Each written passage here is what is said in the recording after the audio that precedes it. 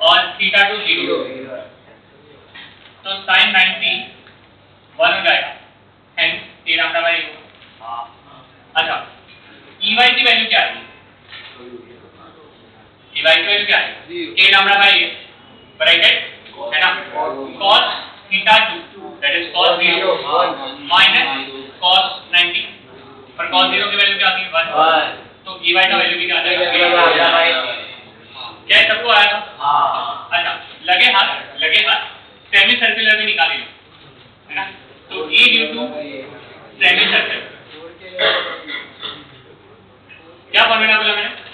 2k lambda by a sine of क्या? Theta by theta कितना लोगे? पाई 180, तो पाई बाय 2 हो जाएगा। तो A due to semi circle होना चाहिए 2k लैम्डा बाय। क्या ये सारी चीजें हमने निकाली? आया? हाँ।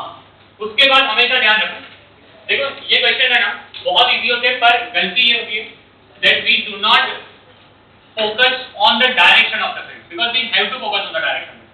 ओके, अब सबसे पहले हम इसको 3 पार्ट में डिवाइड कर रहे हैं, 1, 2 एंड 3। अब ये 1 की वजह से Ex का डायरेक्शन क्या आएगा? तो तुम्हें पता है Ex का डायरेक्शन जो होगा वो डेफिनेटली ऐसा होगा, और Ey का डायरेक्शन नीचे जाएगा, क्योंकि तुम यहां से मैग्नीट्यूड डिफाइन कर रहे हो, तुम यहां से क्या फाइंड कर रहे हो? मैग्नीट्यूड। अब कैसे का नीचे गया वो आपको ऐसे समझा, common sense, consider any charge here, consider any charge here, this will create field in this direction, तो उसका रिजोल्यूशन ऐसा और ऐसा ही जाएगा, ऊपर तो जा ही नहीं सकता। अरे कुछ समझा? तो that means Ey1 is k lambda by and Ex1 is this also k lambda by, is this fine? Yes. With the same logic, इसकी वजह से जो फील्ड आएगी वो ऐसे जाएगी, तो Ex2 होगी, and this is going to be Ey2, is this fine? Yes. पर ये तो सेमी सर्कुलर है, और सेमी सर्कुलर पे पॉजिटिव चार्ज है, तो उसकी वजह से फील्ड जो होगी वो अपर डायरेक्शन में होगी, तो this is E due to semi circle आया, which is actually 2k lambda by a, but Ey1 कितना है? k lambda by a, Ey2 भी कितना है? k lambda by a, दोनों ऐड हुआ तो कितना हुआ? 2k lambda by a, अपर कितना है? 2k lambda, डाउनवर्ड कितना है? 2k lambda, लेफ्ट और राइट भी कैंसिल हुआ, so answer is not answer.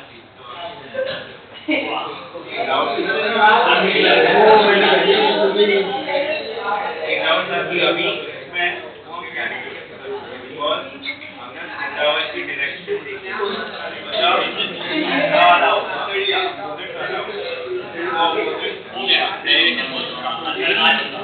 अब वहां पे थीटा के एंगल नहीं मैं बोल रहा हूँ अगर ऐसा या ऐसा मैं anti clockwise clockwise anti clockwise same क्या है?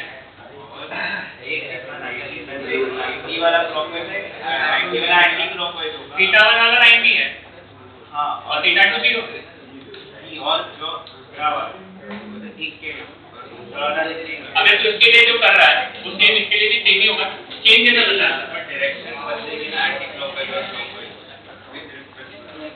पर एक बात बता, तूने इसके लिए कर लिया, उसके आंसर आया, ये सेमी इनफाइनाइट है, तो इसका आंसर चेंज कैसे हो सकता है? तो डायरेक्शन भी कर, जो भी कर, पर आंसर चेंज कैसे हो सकता है? तो कुछ लॉजिकल सोचना, मतलब दैट मींस जो हम असम्पशन कर रहे हैं तेरे दिमाग में जो चल रहा है कुछ अलग होना चाहिए।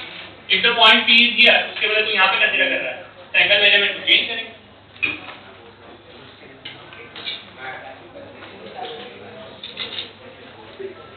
अच्छा, बाकी किसी को डाउट है समझाते हैं, समझा? तो हमें क्या देखो, ठीक है, किसी एक पॉइंट के लिए तुमने कैलकुलेट कर लिया, फिर डायरेक्शन शो करना है, फिर ही कैंसिल आउट होगा, तो ही तुम्हें सही आंसर, ठीक है? डायरेक्ट सी पॉइंट है इसके राइट में, नहीं वो मैं समझा कि वो ऐसे कैंसिल होगा, जो बोर्ड में था ना उसमें हमने एंटी क्लॉकवाइज और क्लॉकवाइज बिकॉज़ जब ऐसा हम ऐसा करेंगे एक साइड में तो एक एंगल क्लॉकवाइज होगा, और जब ऐसा करेंगे तो वही एंगल एंटी क्लॉकवाइज होगा ना, तो एक माइनस में जाएगा, माइनस माइनस हो जाएगा ना, तो कैंसिल जाएगा। इसमें कहां कैंसिल है? डेरिवेशन में बोला है, इस केस में हां, हमने क्या करेंगे छोटा सा क्लियर लिया, देखिए लिया नहीं डेरिवेशन नहीं, जो फॉर्मूला हम यूज करते हैं हमें एक पार्टिकुलर साइड को प्लस अभी तो क्या होगा माइनस तो फॉर एग्जांपल पहले वाले पे जैसे ऐसा हाँ नीचे आएगा नीचे आएगा का फॉर एग्जांपल एक पर्टिकुलर एंगल होगा 90 तो वो एक clockwise angle clockwise for example वो थीटा को नहीं कंसीडर करते तो नहीं ये तो ले लिया ना हमने हम ई जब कैलकुलेट कर रहे हैं तो मैग्नीट्यूड वाइज नहीं जा रहा है ना बेटा calculation of E is magnitude only ना वरना तो यहीं पे डायरेक्ट माइनस का आंसर नहीं आ रहा था मेरा ई वाई का आंसर एक्चुअली में तो माइनस ही है ना the answer of E Y is negative ना but you are not getting minus के lambda Y you are getting what we are just considering the magnitude form तो तुझे आंसर मैग्नीट्यूड मिल रहा है डायरेक्शन समझना पड़ रहा है यही तो चीज है यू हैव टू कंसीडर क्योंकि अदरवाइज हम हर बार साइंटिफिक करने का ट्राई करेंगे तो हर केस में तुम्हें देखना पड़ेगा कि एंगल क्या जा रहा है पॉजिटिव नेगेटिव इसलिए what is better you find out the magnitude and then give the direction तो तुम अभी गलत अभी समझा अच्छा क्लियर है सबको घर से एक क्वेश्चन सोच के आना करके आना इस पॉइंट तुम्हारे पास एक इक्विलैटरल ट्रायंगल है ऐसा ठीक है इक्विलैटरल ट्रायंगल है और जो इक्विलैटरल ट्रायंगल है उसमें इस वे में हम लोगों ने चार डेंसिटी दी ठीक है दो साइड पे लैम्डा है एक पे क्या है माइनस लैम्डा तुम्हें इलेक्ट्रिक फील्ड उसके सेंट्रोइड पे find you to find the electric field at the centroid this is the question okay इतना क्वेश्चन है सोच के आओ और सेंट्रोइड है दूसरा इक्विलैटरल ट्रायंगल है और चार डेंसिटी लैम्डा और माइनस लैम्डा वापस मैं बताऊंगा वापस समझने का ट्राई करना जब भी तुम कैलकुलेशन करोगे EX और EY के पहले मैग्नीट्यूड मिलते हैं क्या मिलते हैं डायरेक्शन तुम्हें खुद असाइन करना डायरेक्शन तुम्हें खुद असाइन करना ठीक है that's the catch you do that and next lecture में इसके थ्रू आगे जाएंगे हमने रिंग आर्क और लाइन चार्ट कंप्लीट किया नेक्स्ट लेक्चर में हम आई थिंक इसमें भी रिमेनिंग शेप्स सारे कंप्लीट ठीक है